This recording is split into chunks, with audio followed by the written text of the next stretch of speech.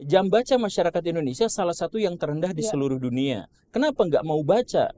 Ya orang anak-anak kita nggak tahu juga kalau saya baca ini faedahnya apa. Karena sejak di sekolah pun kan saya nggak pernah tahu ketika saya sekolah tujuannya apa, saya nggak tahu. Ketika apa saya nggak pernah tahu. Karena itu ketika saya harus baca secara mandiri, emang tujuannya apa kalau saya baca gitu. Anak sejak kecil itu dijadikan objek. Kamu nanti belajarnya ini ya, belajarnya ini ya, belajarnya ini. Dan si anak tidak pernah tahu kalau saya belajar ini nanti kedepannya apa. Ya saya mengikutin mama papa aja, saya ngikutin dari sekolah aja. Menangislah, tertawalah, semua rasa itu ceritakanlah. Bersedihlah dan tersenyumlah. Dan biarlah ceritamu menjadi terang bagi jiwa-jiwa lain yang butuh tenang.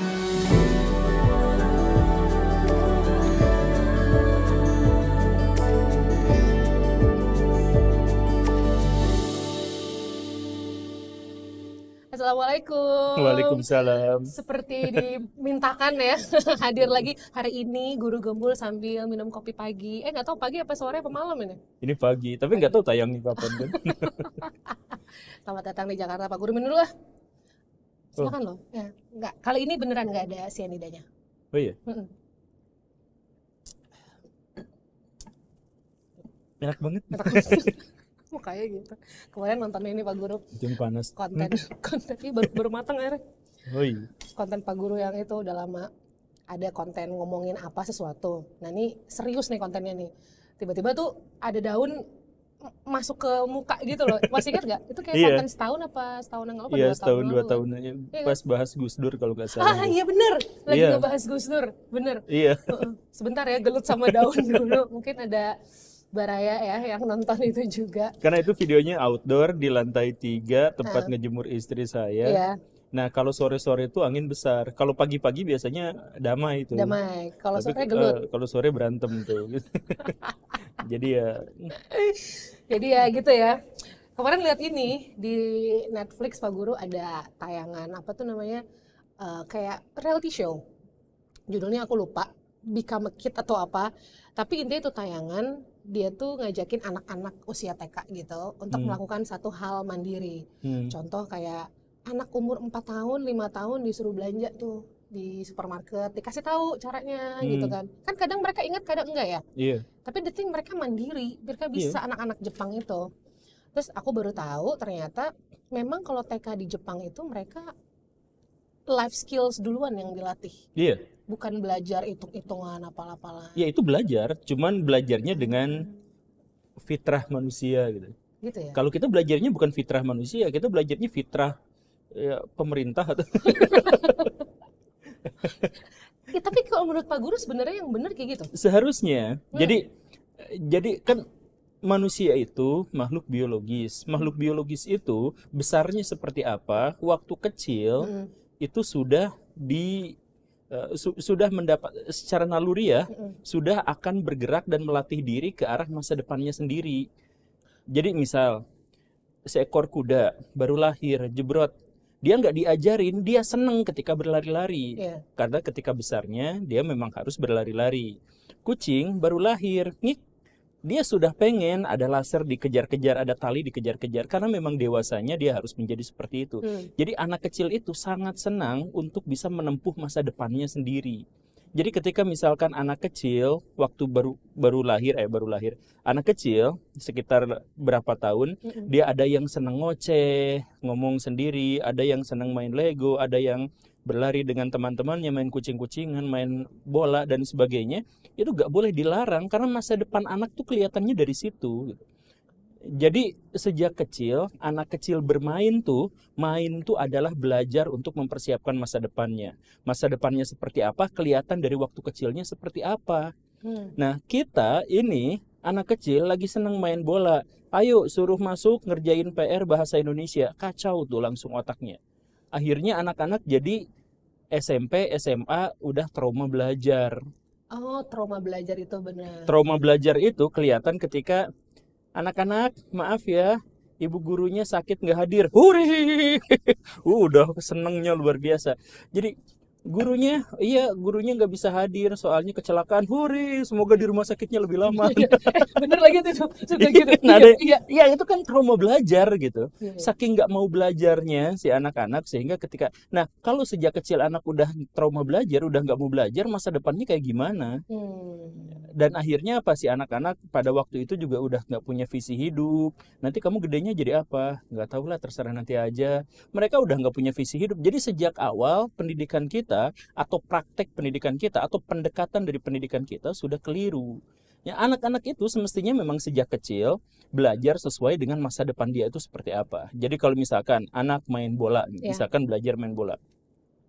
Ketika dia belajar main bola atau dia sedang main bola, dia secara fisik terlatih. Dia kalau misalkan main curang, dimarahin sama temannya. Nilai sosialisasinya masuk di situ. Kemudian dia berlatih untuk berkoordinasi dengan teman-temannya, mencapai satu tujuan, berkompetisi sekaligus berkooperasi. Di waktu yang bersamaan, jauh lebih penting daripada mereka duduk dengar diam 5 jam, ngedengerin guru ngomong tentang bahasa Indonesia yang baik dan benar. Jauh lebih baik. Nah, terus bagaimana? Ya itu, makanya sejak kecil, mumpung mereka sedang mempersiapkan masa depannya, maka nilai-nilai yang pertama harus ditanamkan itu adalah nilai-nilai yang berhubungan dengan emosi dan sosialisasi, bukan berhubungan dengan intelektual. Anak intelektual itu umur 7 tahun itu, jadi anak-anak kita itu otaknya baru berhenti tumbuh dalam tanda kutip ya, maksudnya udah sempurna gitu. Itu baru umur 7 tahun. Jadi anak umur 6 tahun, anak umur 5 tahun bisa menghitung 1-10 itu sudah memadai sebenarnya. Gak usah ditambahin dengan pengurangan, pembagian. Kalian loh sekarang. Iya. Iya. Tapi Pak Guru setuju nggak? Kalau mau masuk SD harus bisa Gak boleh. Gak boleh. Kalau memang anaknya bisa, syukur. Tapi jangan pernah dipaksakan seperti itu. Saya boleh bongkar rahasia ini nggak sih? Tapi ada dari Kementerian Pendidikan, orangnya jabatannya udah tinggi banget. Ketika anaknya masuk ke SD, si anaknya itu dipaksa bahwa harus sudah bisa calistung. Dari kementerian ini mau komplain, pas komplain malah diceramahin. Kan kita memang harus bisa calistung dulu, begini begitu. Si ibu ini sebenarnya bisa aja pakai privilege-nya dia sebagai dari kementerian. Tapi karena sama kementeriannya nggak boleh, dan nanti kan urusannya kalau pejabat pakai privilege itu bermasalah ke depan. Akhirnya dia menahan diri dan akhirnya dia susah sekali untuk bisa menemukan anak sekolah yang tidak mensyaratkan bisa baca tulis dulu sebelum masuk. Maksudnya apa? Maksudnya orang-orang di kementerian itu tahu persis bahwa anak tidak boleh dipaksa calistung sebelum usia 10 tahun. Gak boleh itu. Tapi yang terjadi gitu? Iya. Nah itu korbannya kementerian sendiri, staf kementerian itu yang jabatannya udah tinggi. Itu korban sendiri. Jadi akhirnya dia ngeluh juga, nyari sekolah susah. Nah karena apa? Karena sekolah-sekolah ini, saya mohon maaf ya, tidak semua sekolah, tapi banyak sekolah-sekolah yang mengeksploitasi anak gitu. Jadi saya hanya nerima anak yang sudah pinter, biar walaupun gurunya nggak bener ngajar pun, si sekolah itu tetap dapat predikat bagus, nilainya A, pialanya banyak, dipajang di mana-mana. Nanti siswa disuruh ikut perlombaan ini itu. Nanti kalau sudah dapat sertifikat dan piagam disimpan di sekolah. Nah itu begitu. Jadi makanya si sekolah tidak mau ngajarin anak yang sebenarnya. Pengennya anaknya udah bagus, udah bisa baca tulis, biar nanti ke depannya gampang diarahkan walaupun misalkan si gurunya nggak profesional. Banyak yang seperti itu. Iya sih. Tapi itu fakta yang menyedihkan banget loh Pak Guru. Maksudnya aku berasa gini ya, orang itu kan mau masuk SD nih anak, ya kan mau belajar bisa baca tulis. Masa dia mau masuk SD harus udah bisa baca tulis? Kan kayak, terus di TK tuh ngapain gitu? Masa di TK harus dipaksa belajar ya kan, baca tulis? Nah tuh makanya aku pas ngelihat yang sekolah-sekolah di Jepang, wow, mereka TK-TK itu sekolah di Jepang bersihin toilet, masak di dapur, ya kan? Mereka jalan ke sekolah sendiri rame-rame by grup belajar mandiri. Harusnya kayaknya begitu menarik. Dan mereka dikasih tahu, misalkan kalau ketemu sama orang asing itu menyentuh daerah mana yang boleh dan tidak boleh, mereka diberitahu. Kemudian mereka harus lapor polisi, pemadam kebakaran, nomor-nomor mereka juga udah tahu tentang. Nah, di negara-negara maju emang gitu. Kenapa di Indonesia tidak gitu? Lucunya, Ada berkali-kali pejabat-pejabat di Indonesia datang survei studi banding ke luar negeri, balik lagi tetap aja ngajarinnya kayak gini. Kan penting nih, ini fokusnya ya. Di negara-negara maju, anak SD kelas 1, kelas 2 nggak dipaksa belajar calistung. Makanya mereka maju. Kenapa kita nggak mau ngikutin yang seperti itu? Kan mudah kan? Sebenarnya, kenapa kita dipaksa? Ternyata karena memang, ya karena ini adalah tuntutan dari orang tua. Ya orang tuanya yang harus diedukasi, bukan sekolahnya yang malah ngikutin cara yang salah itu gitu. Dan kan akhirnya jadi kalau udah jadi trauma belajar, akhirnya dampaknya apa? Bangsa Indonesianya sekarang terpuruk. Indonesia sekarang, jam baca masyarakat Indonesia salah satu yang terendah di seluruh dunia. Kenapa nggak mau baca? Ya orang anak-anak kita nggak tahu juga kalau saya baca ini faedahnya apa. Karena sejak di sekolah pun kan saya nggak pernah tahu ketika saya sekolah tujuannya apa, saya nggak tahu. Ketika apa saya nggak pernah tahu. Karena itu ketika saya harus baca secara mandiri, emang tujuannya apa kalau saya baca gitu. Anak sejak kecil itu dijadikan objek. Kamu nanti belajarnya ini ya, belajarnya ini ya, belajarnya ini. Dan si anak tidak pernah tahu kalau saya belajar ini nanti ke depannya apa. Ya saya mah ngikutin mama papa aja, saya ngikutin dari sekolah aja. Iya. Jadi mental kita jadi kayak followers aja ya, ngikut gitu ya. Oke. Dan akhirnya jadi pejabat kita juga jadi followers. Apa ini followers aduh. Iya, pejabat ngikutin kemauannya rakyat apa kayak gimana. Oh, pengen BBM gratis, ya udah kita bikin kampanye BBM gratis kan gitu. Jadi follower juga kan akhirnya. Iya, benar. Tapi Pak Guru pernah bikin statement katanya kalau mau belajar tuh jangan terlalu memaksakan diri lah dalam belajar. Itu maksudnya gimana Pak Guru? Jadi belajar itu yang pertama itu adalah kita harus tahu kita belajar ini faedahnya untuk apa. Dan ini sesuai dengan sebenarnya ya psikologi perkembangan otak. Jadi otak itu cenderung hanya mau belajar tentang sesuatu yang menurut dia tuh penting. Oh iya, benar. Gitu. Dan sekarang ada jutaan ilmu pengetahuan, ada ribuan atau ratusan bidang studi di seluruh dunia. Dan kita tentu saja tidak harus tahu semuanya. Kita hanya tahu apa yang mau kita tahu.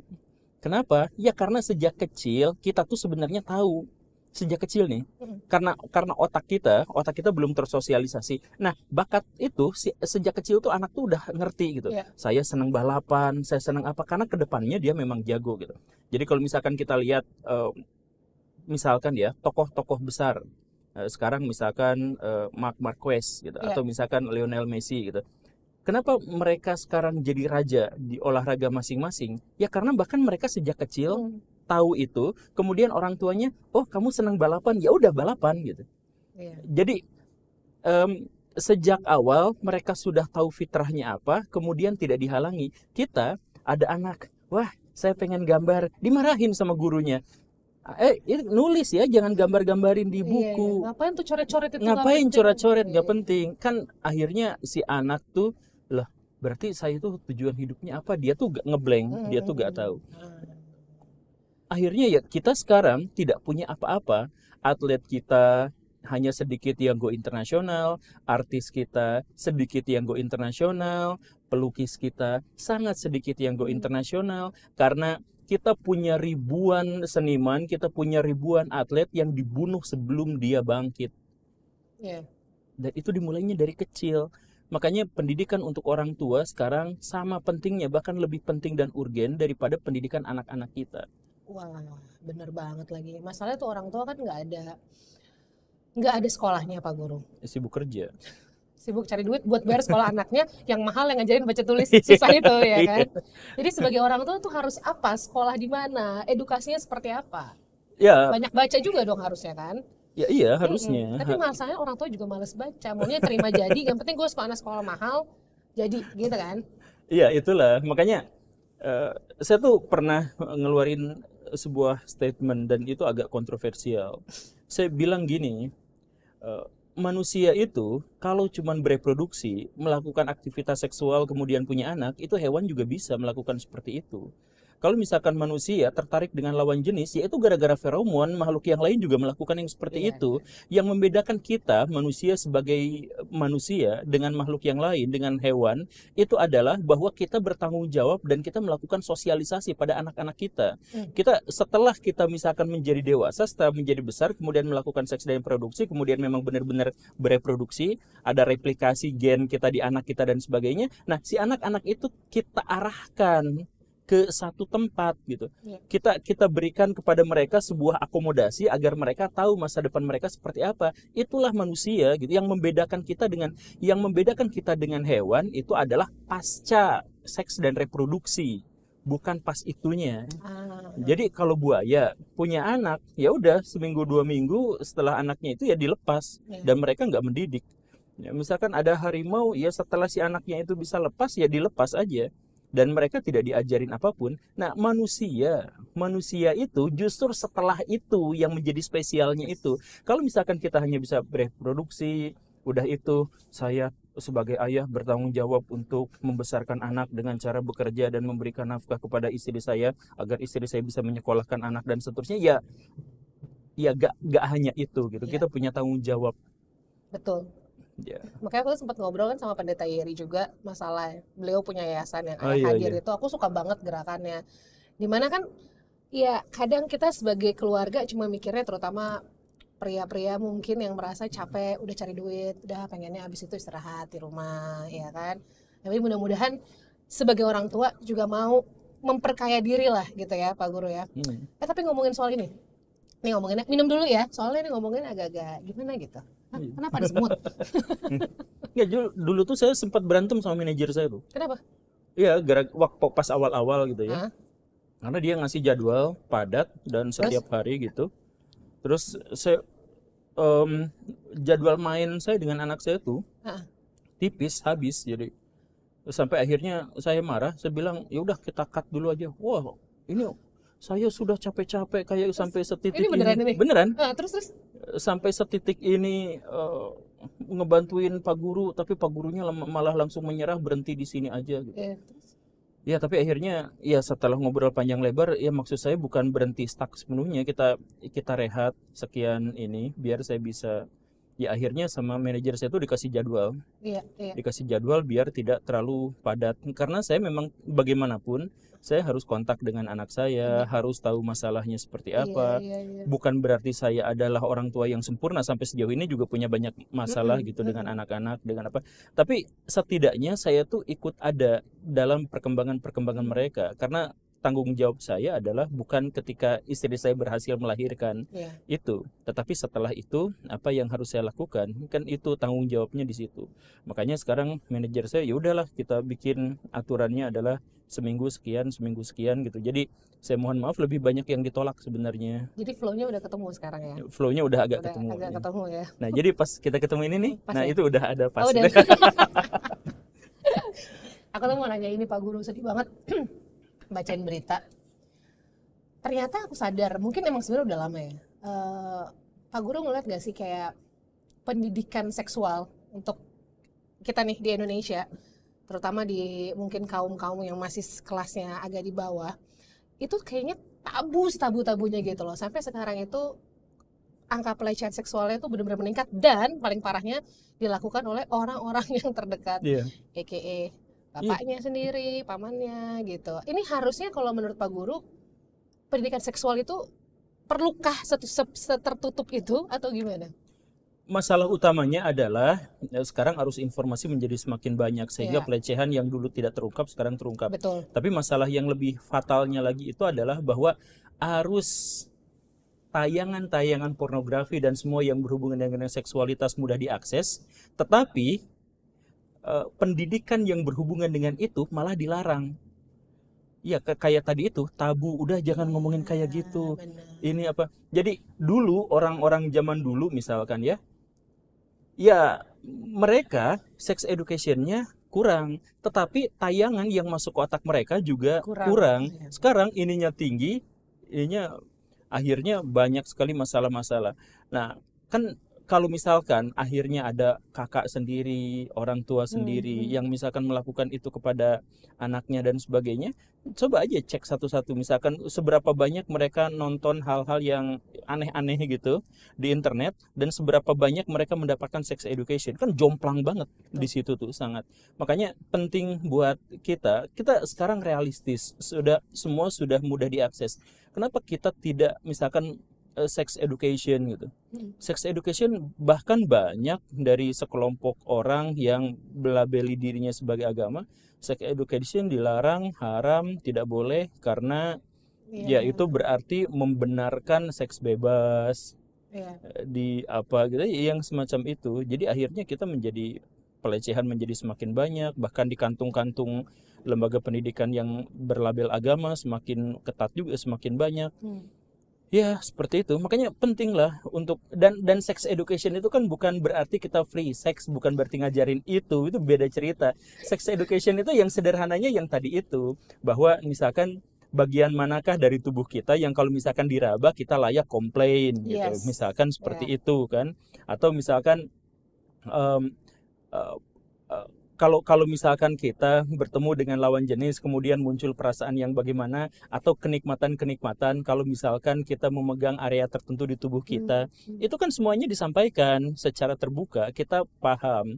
Jadi misalkan usia segini anak laki-laki misalkan menghasilkan spermatozoa yang atau yang ini kemudian kalau misalkan begini konsekuensinya adalah begini, itu kan harusnya diajarkan. Jadi kasih tahu secara ilmiahnya ya, nggak apa-apa ya sebenarnya Ya, kalau umurnya udah oke.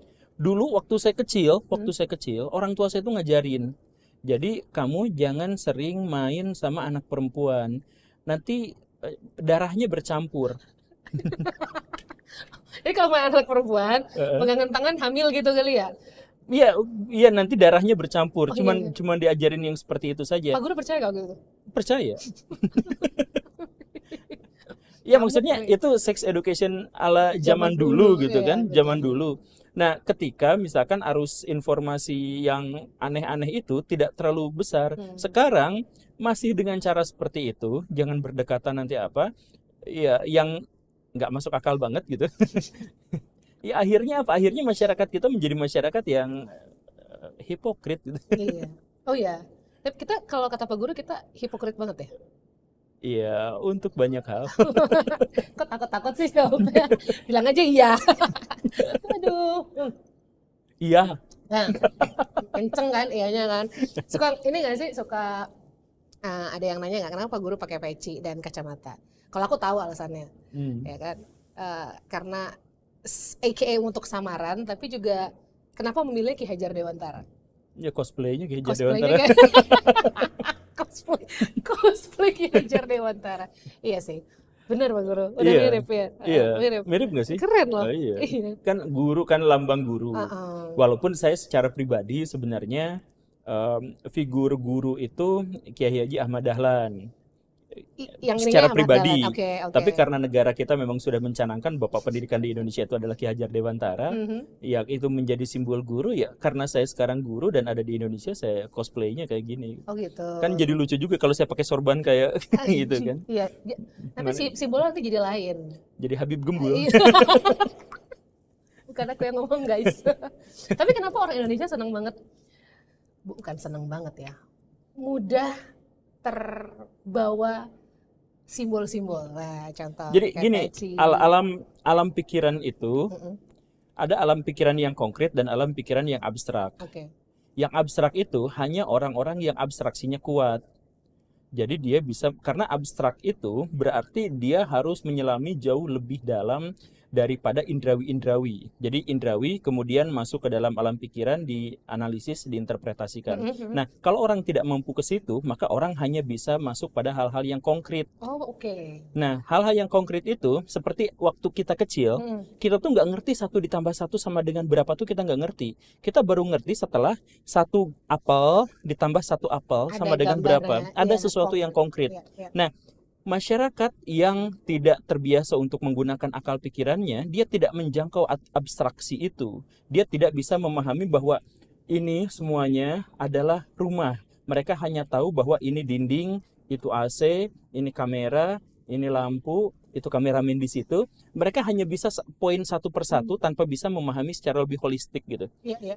Kan begitu. Nah, karena itu orang-orang yang seperti itu sangat ketergantungan pada simbol-simbol.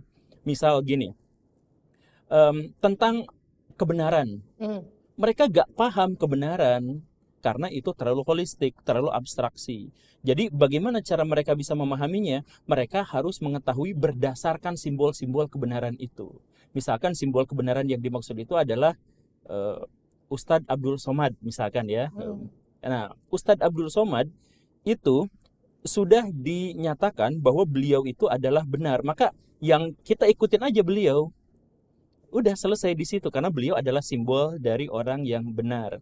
Nanti kalau misalkan Ustadz, misal ya, saya mohon maaf, kalau misalkan Ustadz Abdul Somadnya kemudian kepleset sedikit, wah saya kecewa, wah saya jadi susah mikirin kebenaran itu yang seperti apa, orang gitu aja.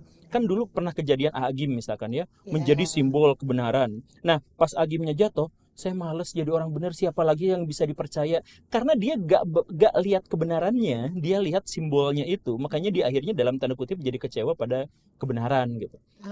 Begitupun dengan misalkan ada orang-orang beragama, kemudian dia melihat, wah misalkan ya banyak kejadian, pendeta-pendeta saya cari duit mulu itu di Instagram, pamer jam bagus, pamer apa bagus, saya nggak bisa lagi. Ada Instagram lagi? Iya, Instagram. Masa sih pendeta saya flexing, akhirnya wah saya nggak percaya lagi sama Kristen. Misalkan ada, ya karena dia tidak melihat, dia abstraksinya nggak sampai pada apa yang diwartakan sama si pendeta itu. Dia hanya menggunakan simbol pendeta itu. Di yang ustadz juga banyak yang seperti itu. Ya karena mereka ya tadi itu, mereka hanya bisa melihat simbol. Jadi mudah untuk digerakkan hatinya dan mudah untuk dikecewakan hatinya dong ya. Dan pada akhirnya ketika misalkan kita melihat tokoh, misalkan ya Pak Jokowi, yang pro terhadap Pak Jokowi, dia tutup mata terhadap kejelekan Pak Jokowi. Yang hate banget sama Pak Jokowi, dia tutup mata terhadap ini. Karena Pak Jokowinya dianggap sebagai simbol dari perspektif dia yang sempit itu gitu. Dia nggak bisa melihat bahwa Pak Jokowi itu baiknya ini, buruknya ini, dia nggak bisa. Dia hanya lihat itu aja segitu. Gitu.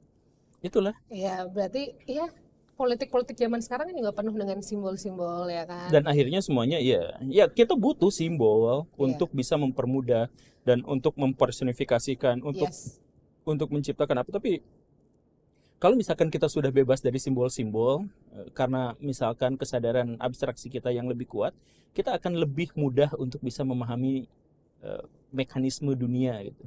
Tapi itu berat perjalanan ya Pak Guru? Iya, kalau orang yang mau belajar, oke berat sih. Iya.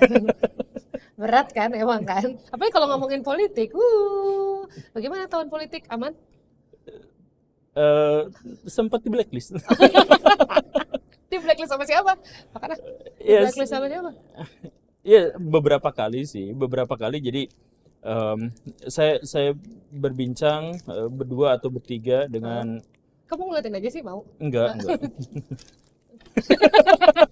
Berbincang sama siapa? Jadi misalkan di sebuah seminar gitu, saya tandem dengan.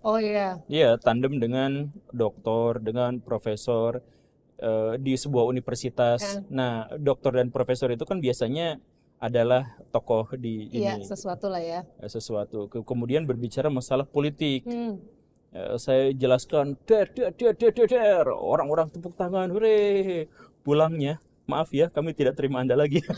Bener-bener di chat kayak gitu? Iya, udah seperti itu. Dan itu 2 kali. Makanya ada beberapa podcast besar yang saya sudah tampil di situ, tapi saya minta ke orang itu jangan dulu ditayangin lah. Bukan demi saya, tapi kasihan itunya bakal dihujat. Karena saya aja ada acara besar di satu kota yang langsung tertahan, gak boleh, hanya gara-gara ketahuan saya menggunjingkan satu tokoh besar. Jadi bisikin ya.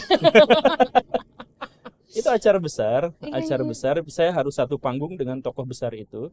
Tapi karena saya bikin video ini langsung gak jadi, maaf ya. Dan itu banyak karena di dunia politik tuh ya, seperti itu gitu. Iya. Tapi politik mungkin nggak sih sekarang nih katanya kan kita waktu terakhir ketemu ini belum jelas nih kampanyenya, tapi sekarang udah jelas kampanyenya mainnya di ranah-ranah politik yang happy, politik yang senang, politik yang semuanya berlomba-lomba untuk ya sepertinya menjadi politik yang berbeda dari 10 tahun yang lalu, 5 tahun yang lalu ya kan? Iya. Pak Guru ngeliatnya gimana Pak Guru? Iya, wajar kalau misalkan para politisi seperti itu. Yang saya herankan itu adalah kenapa masyarakat Indonesia begitu amnesianya. Gitu. 5 tahun yang lalu ada tokoh yang muncul sebagai karakter yang kuat, yang gagah. 5 tahun berikutnya jadi ya begitu, langsung ganti karakter dan orang-orang langsung menerimanya gitu. Maksud saya kok nggak itu dari gini ke gini itu kalau misalkan di Smackdown itu kan ada pemain-pemain yang ganti gimmick gitu biar popularitasnya naik turun gitu. Nah di antara mereka tuh banyak yang nggak ketahuan gitu. Nah ini kan ketahuan jelas 5 tahun yang lalu begini, ini begini, kok bisa ini gitu. Atau misalkan tokoh yang lain gitu, begitu kentara gitu. Dulu orang ini pendukungnya adalah orang yang maaf ya, dulu orang ini dibenci sama kalangan tertentu, sangat dibenci. Sekarang dipujanya masih sama kelompok yang sama gitu. Kok amnesianya keterlaluan gitu. Ya, namanya juga super dinamis. Iya, super dinamis. Super dinamis ya. Tapi kan jadi nggak terlalu gontok-gontok kan. Jadinya semuanya penuh dengan joget, happy. Ya nggak sih Pak Ya, Guru? semoga itu membawa kita ke arah yang seperti Baik itu ya, gitu. amin. Jadi pas mau tawuran tuh joget gitu. Ya semoga lah ya. Iya. Karena kita udah bosen banget dengan yang kemarin gontok-gontok. Capek kan, ya Capek. kan. Tapi kalau ngomongin soal debat capres tuh, kemarin ada Mbak Nana bilang di podcastnya katanya debat capres dari KPU tuh boring formatnya. Ini boring. Untuk melindungi mereka yang nggak bisa debat. Gitu ya. Ya, jadi gini nih. Kalau saya nyalonin sebagai presiden, saya siapin visi misi saya. Dan karena saya siapin visi misi saya bisa teriak berjam-jam untuk mewartakan visi misi saya. Tetapi banyak di antara calon-calon itu visi misinya dibuatin sama timnya, jadi mereka harus menghafal. Bahkan ketika mereka harus pidato, visi misi saya adalah baca dia. Nah, kalau sudah seperti itu, kemudian diajukan dalam forum debat terbuka, mereka nggak akan sanggup. Makanya harus dibuat seprotokoler mungkin, ngomongnya dibatasi sekian sampai sekian, kemudian tim suksesnya di belakangnya udah siap tepuk tangan, mau kata-katanya bagus atau jelek, mengecewakan atau tidak, harus sudah bisa membiaskan kesalahan-kesalahan itu. Nah, iya KPU-nya memang kan gini nih, kalau misalkan kita nonton Indonesia Liars Club misalkan, Iya, LC. debatnya hebat, debatnya keren, karena apa? Ya, yang bawahan-bawahannya, yang ahli-ahlinya memang. Nah, tapi kalau misalkan pelaku sebenarnya, itu kan bukan ahlinya di bidang itu. Bahkan mereka dicalonkan hanya gara-gara mereka memiliki popularitas dan elektabilitas yang tinggi. Bukan gara-gara memang mereka benar-benar memahami apa yang menjadi visi-misi tujuan mereka.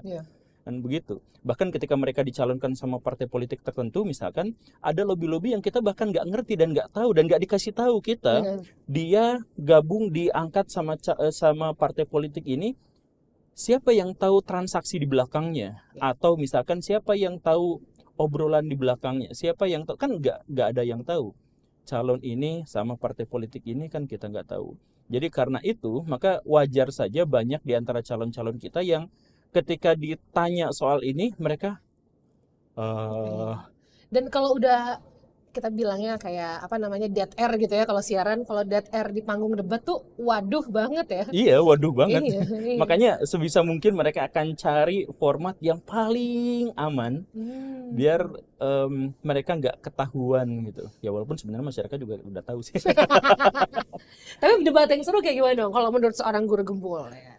Misalnya dijadiin konsultan debat capres nih, mau bikinnya kayak gimana? Ya, jadi kalau misalkan kita berbicara tentang visi misi, pada dasarnya saya udah baca semua visi misi dan saya juga pernah diskusi dengan para prof itu tentang visi misi ini, dan saya pernah berantem dengan para prof itu soal visi misi.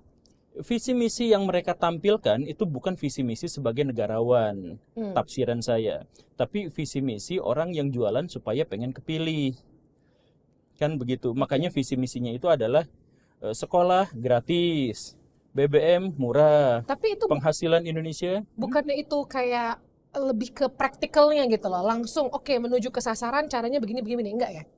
Ya, gini nih, salah satu saya mohon maaf, salah satu misi dari Capres itu diantaranya misalkan akan meningkatkan pendapatan per kapita masyarakat Indonesia sama seperti negara maju.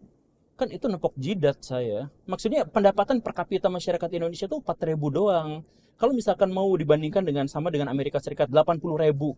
Bandingkan misalkan dengan Prancis 47.000.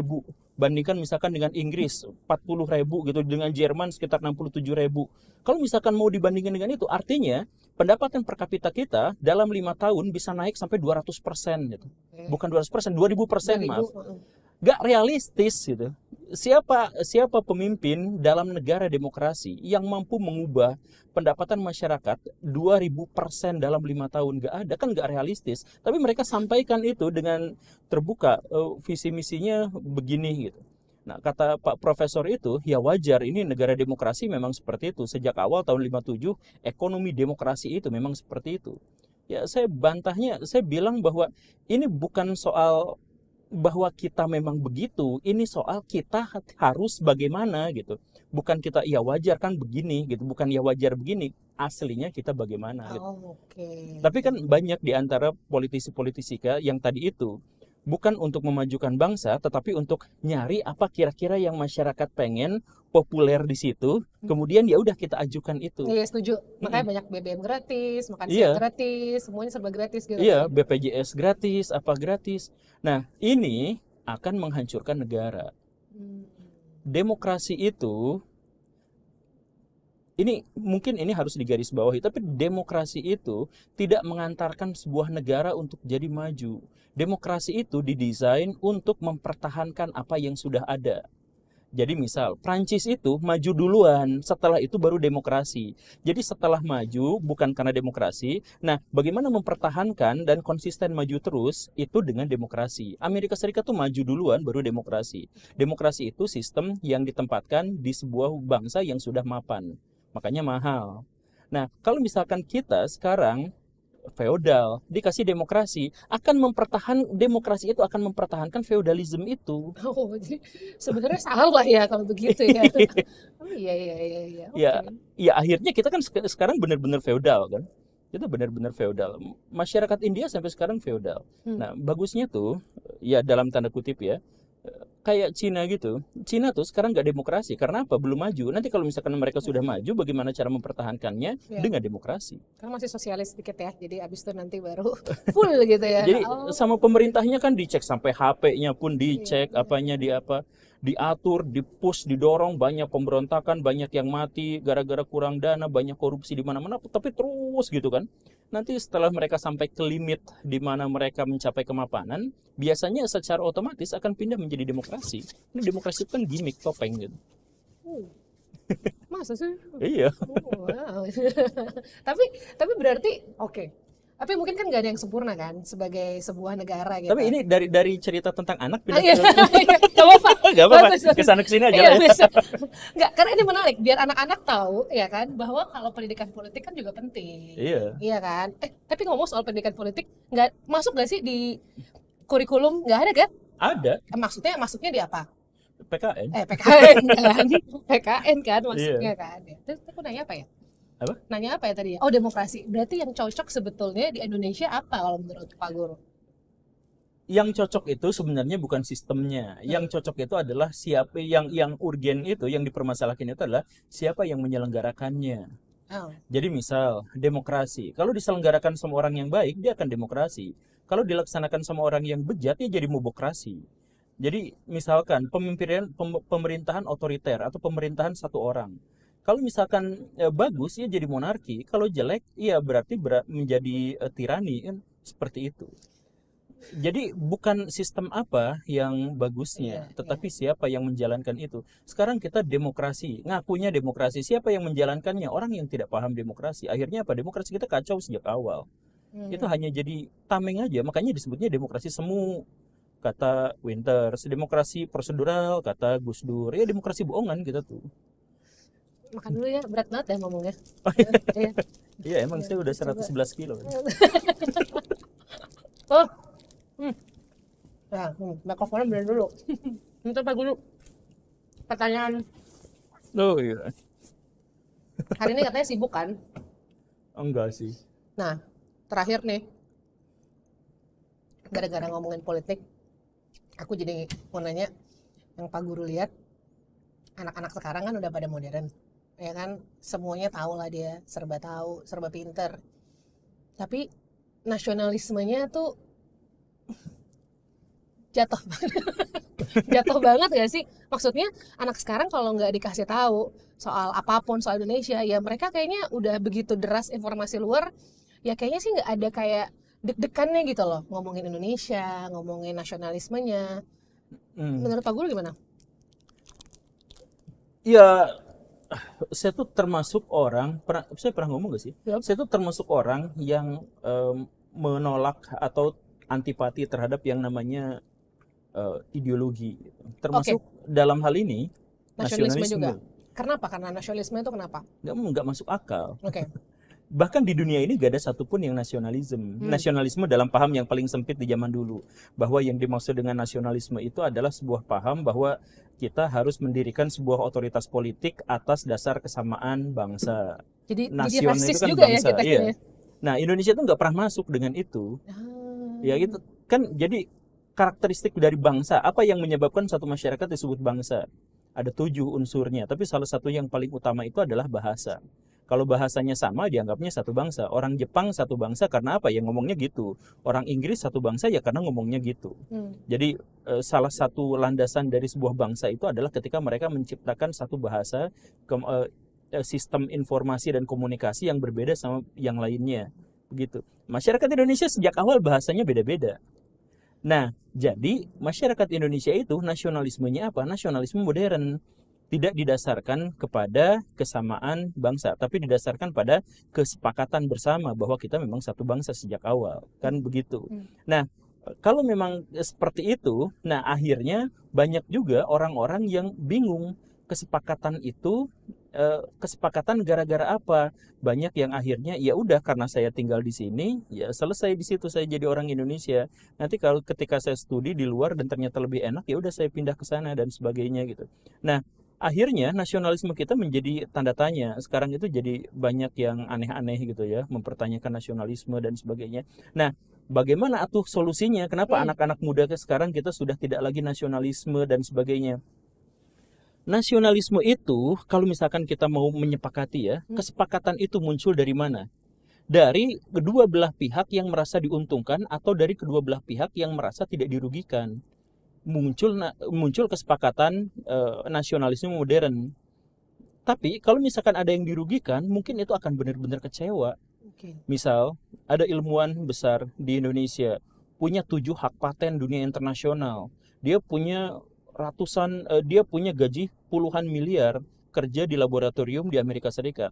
Lalu demi nasionalisme dia pulang ke Indonesia untuk dapat gaji 42 juta rupiah hanya demi datang ke Indonesia. Dan itu ternyata apa? Udah sampai di Indonesia, udah habis-habisan, udah mengorbankan segala rupa. Di sini ilmunya nggak dipakai, apanya nggak dipakai, karena misalkan mau dipakai ini kelewat sama orang dalam duluan yang maju.